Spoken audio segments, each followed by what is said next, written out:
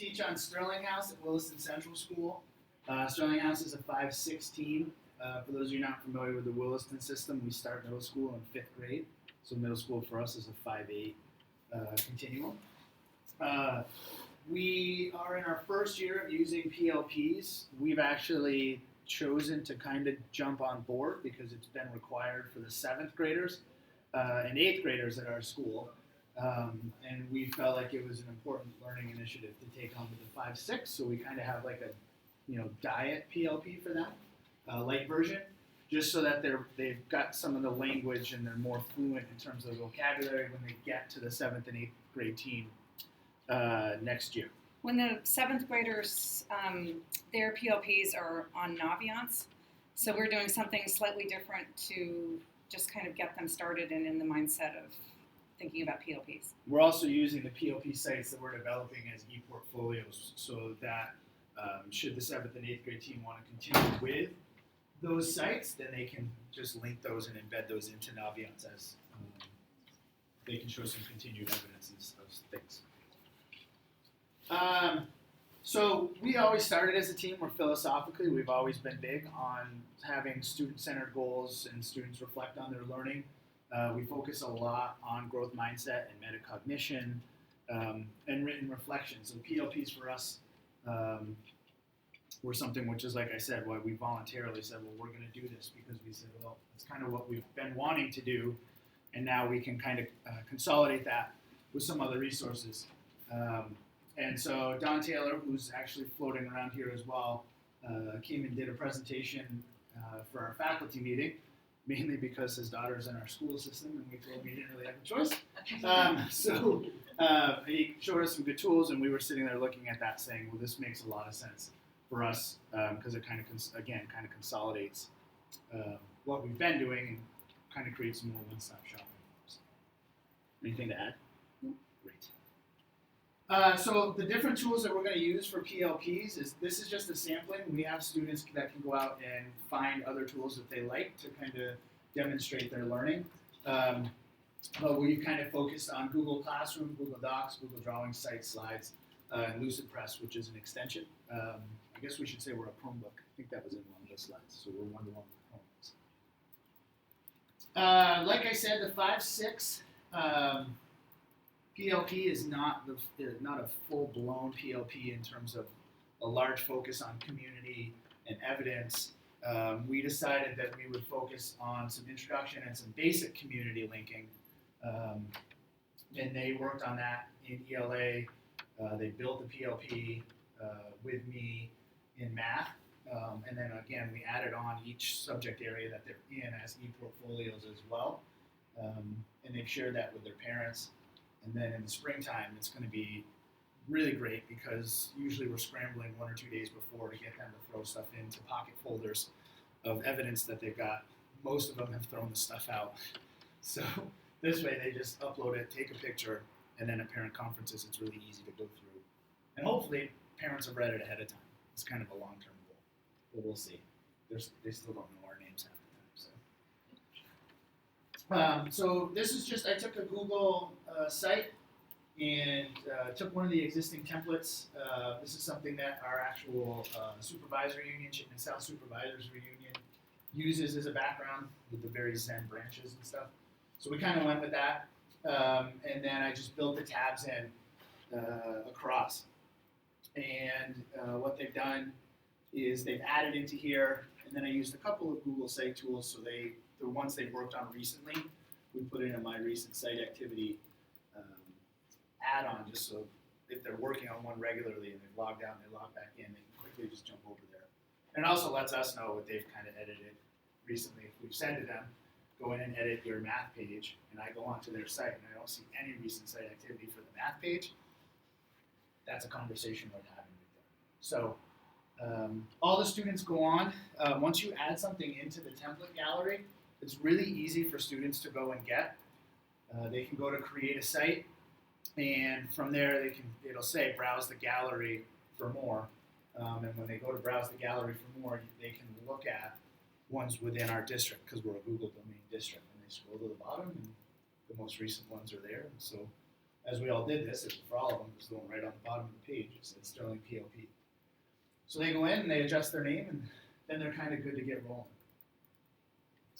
So the first thing we did was we took them through goal setting. They're writing SMART goals. What was unique about that for us is our school, we're a PBIS school as well. And PBIS, you have to have your little school acronym for behaviors. And so our school acronyms are also what we call SMART behaviors. And so our SMART behaviors are safe, mindful, accepting, respectful, and truthful.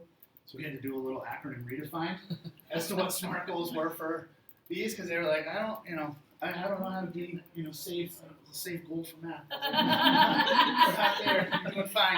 Don't throw the pencil. So we started by reading this article. Which is just what is a SMART goal. I moved it out of its actual landing site in the World Wide Web area, just because of local ads. One came up and was mortified that they were reading the article and there were bikini sales happening. They were just like, I don't know what to do. I was like, okay, copy and paste into a Google Doc, make it view only. So they were able to read through this, and they had to read through this first. And that's the other one of the tools that we're going to talk about is Google Classroom. So with Google Classroom, I didn't post the graphic organizers until they had kind of checked in with me that they had read this. So there was no kind of jumping ahead. You had to go through and check this out first. And then we used this graphic organizer. We also used another one that Leif came in and told us he was introducing. I said, I recognize your name because I used one of your graphic organizers. So we had this one, which a lot of students used, and then Leif's, which is also findable on the web with a little bit more color. Yours is more colorful. But it goes through here, and it takes them through a visualization process at the beginning, which is why I liked it. They had to use some Google Drawing or go out and find some pictures of what they wanted. And then a graphic organizer, which we use a lot, especially in 5th and 6th grade for writing prompts. So they knew what a graphic organizer was, which is what made this a really useful tool for us. And so for 5th and 6th grade, we made them write one academic and one personal, and kind of kept it at 2, because that's about what they can manage for multi-step directions. So we figured 2 goals, we can handle 2 directions, 2 goals. This is good. Okay. So the one thing the Google Classroom piece that I was going to talk about is when I went and shared the Google Doc with them. In Google Classroom, the one thing that we really like is when you have a doc, as part of the dropdown, you can make a copy for each student, which means that they don't have to go and necessarily make a copy themselves. So as soon as they open it, it'll say Joy Peterson's copy of the goal setting template. And that's something we found that's really great. Something that is a little bit of a glitch with this, yes, though, is that do any of you use Google Classroom? So Google Classroom is fantastic, but if you assign it, save it and assign it, and then you're like, oh shoot, I forgot to do the make a copy for each student, and you go to edit, that won't come up as a choice. You have to delete it and start over again. It's really a problem for me personally, but we used I get that 8 o'clock phone call right before kids come in. I did it again. Right down. So we started using Google Classroom actually last year before we went one-to-one with Chromebooks. So if you're not using Chromebooks, Google Classroom is still a free.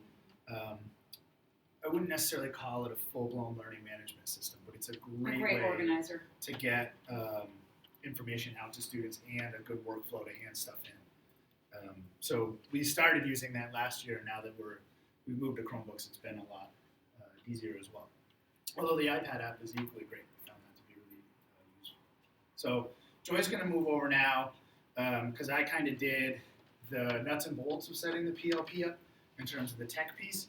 And then we wrote the SMART goals with the graphic organizers, and then Joy took them through some pretty specific steps for writing the identity page in the community. Yeah? Right, so this is what we've been doing in LA for the last, we started this actually the 2 weeks before the break, and then we finished it up last week. And so I'm going to show you the actual assignment. So we were doing this identity assignment. They had 3 pages that they needed to create, and they had lots of leeway of how they wanted to do that. And So they needed to do a who am I page, how do I fit into the community page, and then what are my principles and values. And, they're 5th and 6th graders, so everything is, really tight, and then they can, figure out what they want to do to show their knowledge. So let me go here. So here's the assignment that I gave them in Google Classroom. And it was just basic guidelines. And so the first page most kids did was the who am I page that they just, I gave them some things they could include, but they could, add more if they wanted to. That slide was going to be worth 25 points. Principles and values, we gave them the vocabulary for what we wanted them to do, which was perseverance, grit, and dedication. And that was like a writing assignment, so that was worth 50 points. And then how do I fit into the community? And this is an example of the page to just kind of get them thinking outside of them in school. So like, what do you do in the summers? Where have you traveled? Who are the people that are important to you outside of school? And a lot of these are from, is his name Don Taylor? Mm-hmm. These are borrowed right straight from his presentation, and I just took what I liked from his stuff and put it in here, just so kids kind of had an idea. And this is one of those things that once, like some kids, as I was talking about the assignment, you could see them already like planning what they were going to do, and we're ready to get going right away, and other kids were just like, bah.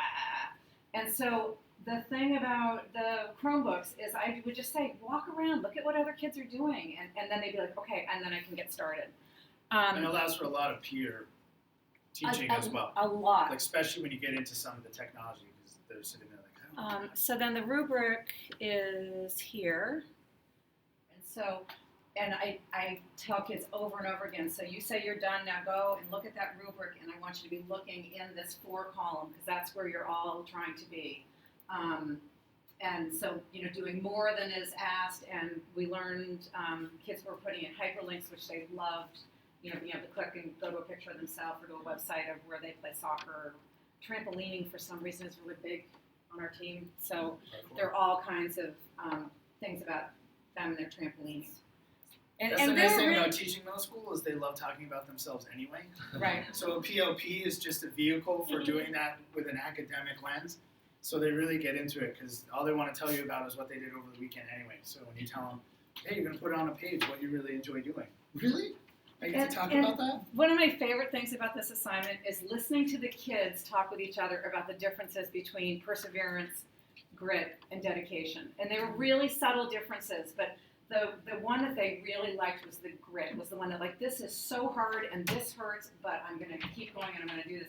And for most kids, that was outside of school. That was like a sports thing or some video game they were trying to get to the next level. Apparently that hurts when you don't. A lot of fun cramping. We intentionally picked grit, as Joy kind of backs up to the PLP, because one of the things we did at Williston Central School as a 5-8 math curriculum is we all math teachers started the year going with students and putting them through a growth mindset course. It was one of the MOOCs offered from Stanford University with Joe Bowler. Folks are familiar with that name, which obviously she got from Carol Dweck, because they probably had an office right across the hall from each other. So all 5, 6, 7, 8 math students participated in that full course. And grit is one of the big things that they focus on, and obviously one of the big focuses in growth mindset in math. So we picked grit specifically because it was something they had learned about and something we want them to continue to really put as a focal point throughout their academic day and their personal life. And they like the word. So.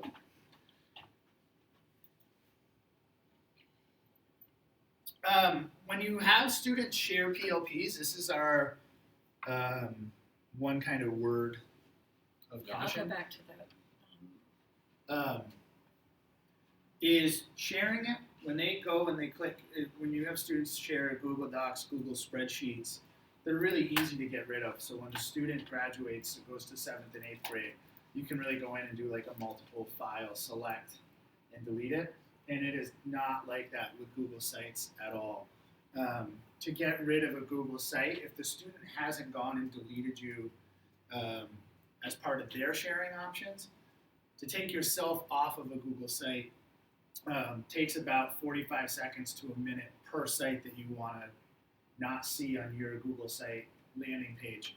And so we did a Google site project a few years ago, and so when we went in to do this, I was cleaning up my Google site homepage, and we had about 60 things, and it took me, about an hour to get those all off. So I still have them. yes, you do. So because it's really hard to find what you're looking for in the Google Sites landing page. So what we've done, and it's still not the best workaround, but we've had students change their privacy settings to anyone with a link can view. And then we had them copy and paste that link into a shared Google spreadsheet that we did. So my core is on one sheet and Joy's core is on another sheet within that. And then they just went and put their name in and then their the link to their PLP site so that we can go get them really quickly to look at them and edit them with them. But it takes those off still of our Google site landing page. All right, thank you guys so much.